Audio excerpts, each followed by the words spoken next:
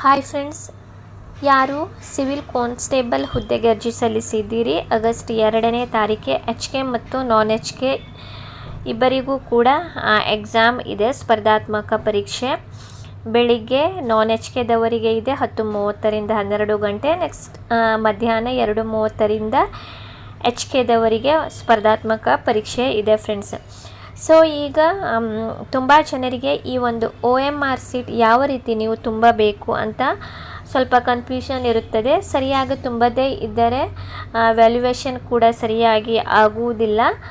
ಯಾಕಂದರೆ ಈಗ ಎಲ್ಲ ನಿಮ್ಮ ಒಂದು ಪೇಪರ್ ಕಂಪ್ಯೂಟ್ರೇ ಚೆಕ್ ಮಾಡುತ್ತದೆ. ಸೊ ಅದು ವ್ಯಾಲ್ಯುವೇಷನ್ಗೆ ಹಾಕಿದಾಗ ಸರಿಯಾಗಿ ನೀವು ಫಿಲ್ ಮಾಡದೇ ಇದ್ದರೆ ನಿಮಗೆ ತೊಂದರೆ ಕೂಡ ಆಗುತ್ತದೆ.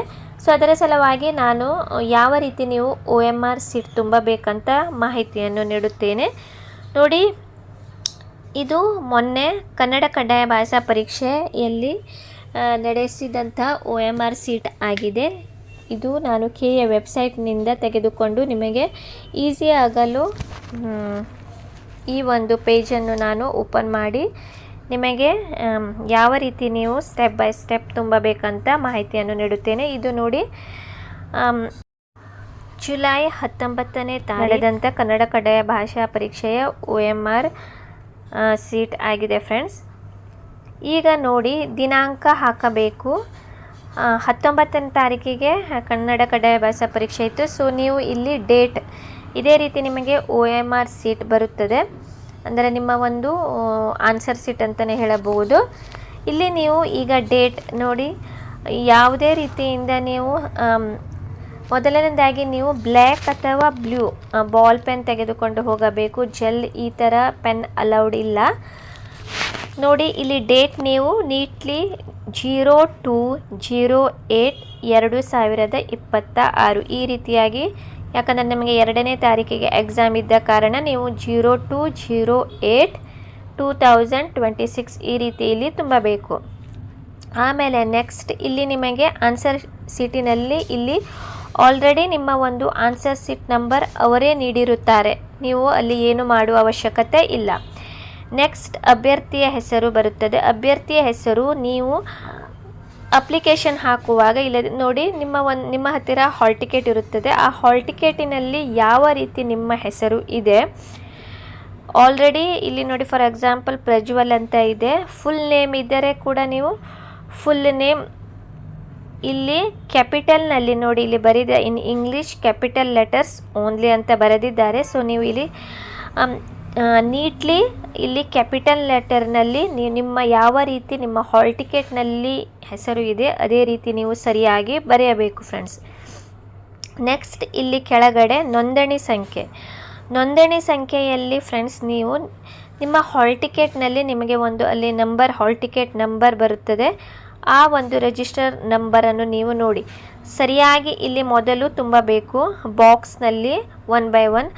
ಆಮೇಲೆ ರೌಂಡ್ ನೋಡಿ, ಮೊದಲು 1 ಇದೆ. 1 ಅಂದರೆ ಎಲ್ಲಿ 1 ಇದೆ ನೋಡಿ ಅಲ್ಲಿ ನೀವು ಸರ್ಕಲ್ ಮಾಡಬೇಕು, ಒಂದೇ ಸಲ ಚೆನ್ನಾಗಿ ನೀವು ಸರ್ಕಲ್ ಮಾಡಬೇಕು. ಆಮೇಲೆ 0 ಇದೆ, 0ನಲ್ಲಿ ನೀವು ಸರ್ಕಲ್ ಮಾಡಬೇಕು. ಆಮೇಲೆ 1, ಆಮೇಲೆ 2, ಆಮೇಲೆ 4 ಇದೆ. 4 ಕೆಳಗಡೆ ನೋಡಿ, 4 ಎಲ್ಲಿ ಇದೆ ಅಂತ ನೋಡಬೇಕು. ಅದರ ಕೆಳಗಡೆ ನೀವು 4 ಎಲ್ಲಿ ಇದೆ ಅಲ್ಲಿ ಅದರ ಕೆಳಗಡೆ 4, ಆಮೇಲೆ ಮತ್ತೆ 1, 0, 0, 1 ಈ ರೀತಿಯಾಗಿ ನೋಡಿ. ನೀವು ನೀಟ್ಲಿ ಒಂದೇ ಸಲ ನೀವು ನೋಂದಣಿ ಸಂಖ್ಯೆ ಮೊದಲು ಬರೆದು ಆಮೇಲೆ ಈ ರೀತಿಯಾಗಿ ನೀವು ಅದಕ್ಕೆ ಫಿಲ್ ಮಾಡಬೇಕು, ಬಬಲ್ ಮಾಡಬೇಕು ನೀವು ಸರಿಯಾಗಿ ನೋಡಿ. ಆಮೇಲೆ ಇಲ್ಲಿ ಪ್ರಶ್ನೆ ಪತ್ರಿಕೆ ಪೇಪರ್, ಇದು ಕಡ್ಡಾಯ ಕನ್ನಡ ಆದಂಥದ್ದು. ನಿಮಗೆ ಅಲ್ಲಿ ಸ್ಪರ್ಧಾತ್ಮಕ ಪರೀಕ್ಷೆ ಅಂತ ಬರುತ್ತದೆ. ಸೊ ಅಲ್ಲಿ ನೀವು ಅದರ ಮೇಲೆ ನೀವು ಈ ರೀತಿಯಾಗಿ ಬಬಲ್ ಮಾಡಬೇಕು ರೌಂಡ್ ನೋಡಿ. ಅವರು ಇಲ್ಲಿ ಸರಿಯಾದ ಕ್ರಮ ಯಾವ ರೀತಿ ಅಂತ ತಿಳಿಸಿಕೊಟ್ಟಿದ್ದಾರೆ. ನೀವು ನೀಟ್ಲಿ ಸರಿಯಾಗಿ ರೌಂಡ್ ಹಾಕಬೇಕಂತ, ಈ ರೀತಿ ಅರ್ಧಂಬರ್ಧ ಅಥವಾ 2 ಈ ರೀತಿಯಾಗಿ ಹಾಕಬಾರದು. ಆಮೇಲೆ ನೆಕ್ಸ್ಟ್ ಇಲ್ಲಿ ನೋಡಿ, ಪ್ರಶ್ನೆ ಪತ್ರಿಕೆಯ ವರ್ಸನ್ ಕೋಡ್. ನಿಮಗೆ ಒಂದು ಪ್ರಶ್ನೆ ಪತ್ರಿಕೆ ನೀಡಿರುತ್ತಾರೆ, ಅದರ ಮೇಲೆ A1, B1, C1, D1 ಈ ರೀತಿಯಾಗಿ ವರ್ಸನ್ ಕೋಡ್ ಇರುತ್ತದೆ. ಸೊ ನೀವು ಇಲ್ಲಿ ಮೊದಲು ಬರೆಯಬೇಕು. A1 ಆಗಲಿ ನಿಮಗೆ ಯಾವುದು ಪ್ರಶ್ನೆ ಪತ್ರಿಕೆ ಸಿಕ್ಕಿದೆ ಅದನ್ನು ನೀವು ಸರಿಯಾಗಿ ಬರೆಯಬೇಕು, A1 B1 ಅಂತ. ಆಮೇಲೆ ಇಲ್ಲಿ ನೋಡಿ ABCD ಅಂತ ನೀಡಿದ್ದಾರೆ ಮೇಲುಗಡೆ. ಸೊ ನಿಮಗೆ ಯಾವುದು ಸಿಕ್ಕಿದೆ, A ಸಿಕ್ಕಿದರೆ A ಮೇಲೆ ನೀವು ರೌಂಡ್ ಮಾಡಬೇಕು, B ಸಿಕ್ಕಿದರೆ B ಮೇಲೆ, ಈ ರೀತಿಯಾಗಿ. ಆಮೇಲೆ ನೋಡಿ A1 ಇದೆ, A2 ಸಿಗುತ್ತದೆ, A3 A4 ಇದೆ. ನಿಮಗೆ ಯಾವುದು ಅಂತ ಕೆಳಗಡೆ ನೀವು 1 2 3 4 ಇದೆ ಯಾವುದು ಅಂತ ಅದರ ಮೇಲೆ ನೀವು ಸರಿಯಾಗಿ ನೀವು ಸರ್ಕಲ್ ಮಾಡಬೇಕು. ನೆಕ್ಸ್ಟ್ ಇಲ್ಲಿ ಪ್ರಶ್ನೆ ಪತ್ರಿಕೆಯ ಕ್ರಮ ಸಂಖ್ಯೆ ಇಲ್ಲಿ ನೋಡಿ ಫ್ರೆಂಡ್ಸ್, ಆಲ್ರೆಡಿ ಮೇಲೆ ನಾನು ತಿಳಿಸಿಕೊಟ್ಟಿದ್ದೆ.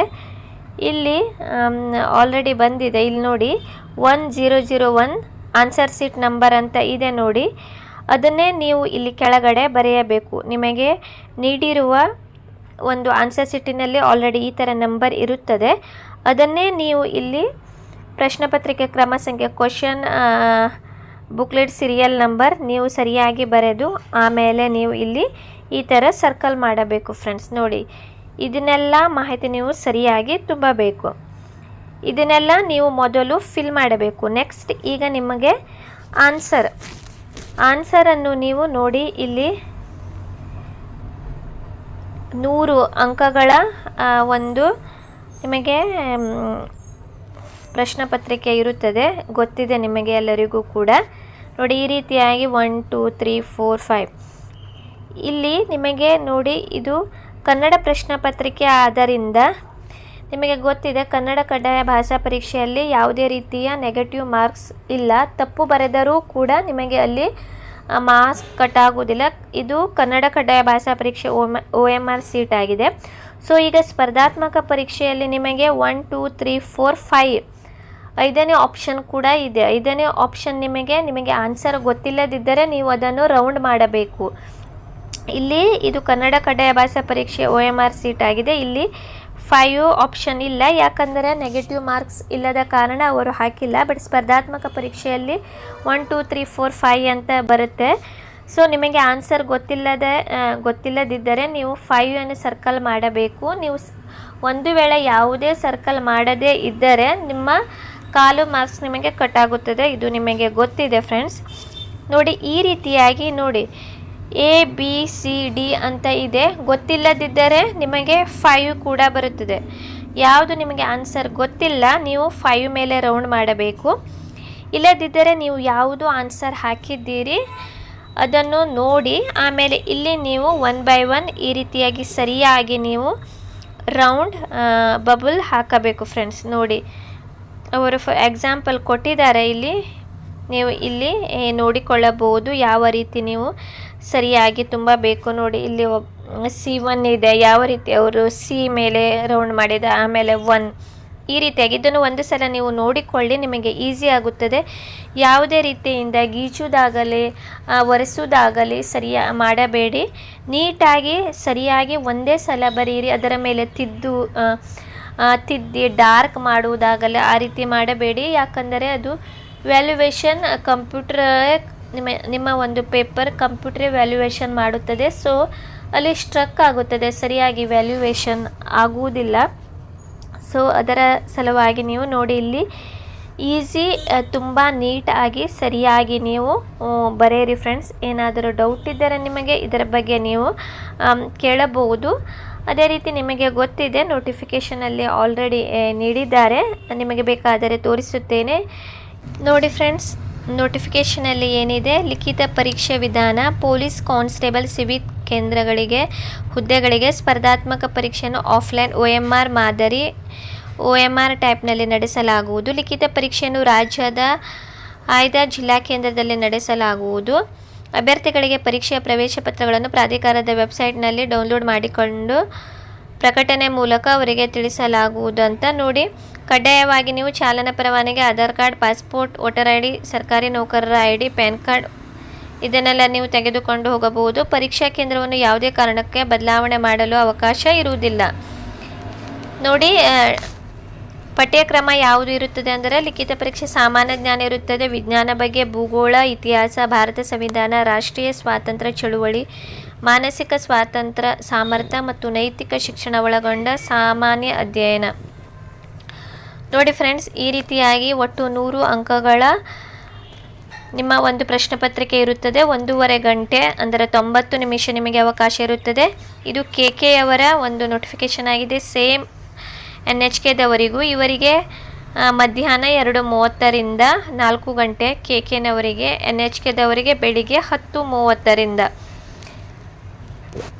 ನೋಡಿ, ಋಣಾತ್ಮಕ ಅಭ್ಯರ್ಥಿಯು ಅರ್ಹತೆಗೆ ಸ್ಪರ್ಧಾತ್ಮಕ ಪರೀಕ್ಷೆಯಲ್ಲಿ ನಿಮಗೆ ಗೊತ್ತಿದೆ ಪಾಸಿಂಗ್ ಮಾರ್ಕ್ಸ್ ಅಂತ ಹೇಳುತ್ತಾರೆ. ಕನಿಷ್ಠ ನೀವು 30 ಅಂಕ ಪಡೆದರಷ್ಟೇ ಅದು ಒಂದು ಪಾಸಿಂಗ್ ಮಾರ್ಕ್ಸ್ ಅಂತ ಹೇಳಬಹುದು. ನೀವು ಆಯ್ಕೆಯಾಗಲು ಅರ್ಹರಾಗಿದ್ದೀರಿ ಅಂತ. ಕನಿಷ್ಠ ನಿಮಗೆ 30 ಮಾರ್ಕ್ಸ್ ನೀವು ಪಡೆಯಲೇಬೇಕು.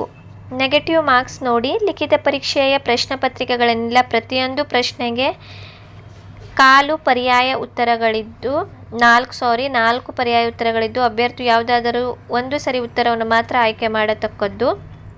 ಪ್ರತಿ ತಪ್ಪು ಉತ್ತರಕ್ಕೆ 4ನೇ 1 ಅಂಶದಷ್ಟು, ಅಂದರೆ ನಿಮಗೆ ಗೊತ್ತಿದೆ 4 ಉತ್ತರ ಇರುತ್ತದೆ. ಅದರಲ್ಲಿ ನೆಗೆಟಿವ್ ತಪ್ಪು ನೀವು ಉತ್ತರ ಹಾಕಿದರೆ ನಿಮಗೆ ಅಲ್ಲಿ 1/4 ಮಾರ್ಕ್ಸ್ ಕಟ್ ಆಗುತ್ತದೆ. OMR ಉತ್ತರ ಪತ್ರಿಕೆಯಲ್ಲಿ 5ನೇ ಆಯ್ಕೆ ವೃತ್ತವನ್ನು ನೀಡಿದ್ದು ಉತ್ತರಿಸದೇ ಇರುವ ಪ್ರಶ್ನೆಗಳಿಗೆ 5ನೇ ಆಯ್ಕೆ ವೃತ್ತವನ್ನು ಶೇಡ್ ಮಾಡಲು ಕೊನೆಯ ಬೆಲಾದ ನಂತರ ಹೆಚ್ಚುವರಿಯಾಗಿ 5 ನಿಮಿಷಗಳನ್ನು ನೀಡಲಾಗುವುದು. ಅಂದರೆ ಫ್ರೆಂಡ್ಸ್ ನೋಡಿ, ನಿಮಗೆ ಪ್ರಶ್ನೆ ಪತ್ರಿಕೆಯಲ್ಲಿ ಆಪ್ಷನ್ 4 ನೀಡುತ್ತಾರೆ. ನೀವು ಆ 4 ಉತ್ತರದಲ್ಲಿ ಯಾವುದಾದರೂ ಒಂದು ನಿಮಗೆ ಗೊತ್ತಿರುವ ಆನ್ಸರ್ ನೀವು ಆಯ್ಕೆ ಮಾಡಬೇಕು. ನಿಮಗೆ ಆ ಒಂದು ಕ್ವಶನಿಗೆ ಆನ್ಸರ್ ಗೊತ್ತಿಲ್ಲದಿದ್ದರೆ ನೀವು OMR ಸೀಟಿನಲ್ಲಿ ನಿಮಗೆ 1 2 3 4 5 ಕೂಡ ನೀಡುತ್ತಾರೆ. ಸೊ ನೀವು 5ಗೆ ಸರ್ಕಲ್ ಮಾಡಬೇಕು. ಕನ್ಫ್ಯೂಷನ್ ಆಗಬೇಡಿ ಯಾರೂ ಕೂಡ. ಈ ರೀತಿಯಾಗಿ ನೀವು ನಿಮ್ಮ ಒಂದು OMR ಸೀಟ್ನಲ್ಲಿ ಬರೆಯಬೇಕು. ಆಮೇಲೆ ಆಯ್ಕೆಗೊಂಡ ಅಭ್ಯರ್ಥಿಗಳಿಗೆ ಅದನ್ನೆಲ್ಲ ನೆಕ್ಸ್ಟ್ ಯಾವ ರೀತಿ ಫಿಸಿಕಲ್ ಇರುತ್ತದೆ ಅದನ್ನೆಲ್ಲ ನಾನು ಮುಂದಿನ ವಿಡಿಯೋದಲ್ಲಿ ತಿಳಿಸಿಕೊಡುತ್ತೇನೆ. ಈಗ ನಿಮಗೆ ನೆಕ್ಸ್ಟ್ ಈಗ ಬರುವಂತಹ ಸ್ಪರ್ಧಾತ್ಮಕ ಪರೀಕ್ಷೆಗೆ ನೀವು ಫೋಕಸ್ ಮಾಡಿ, ಚೆನ್ನಾಗಿ ಓದಿ, ಸರಿಯಾಗಿ ನಿಮ್ಮ ಹಾಲ್ ಟಿಕೆಟ್ ಮರೆಯದೆ ತೆಗೆದುಕೊಂಡು ಹೋಗಿ.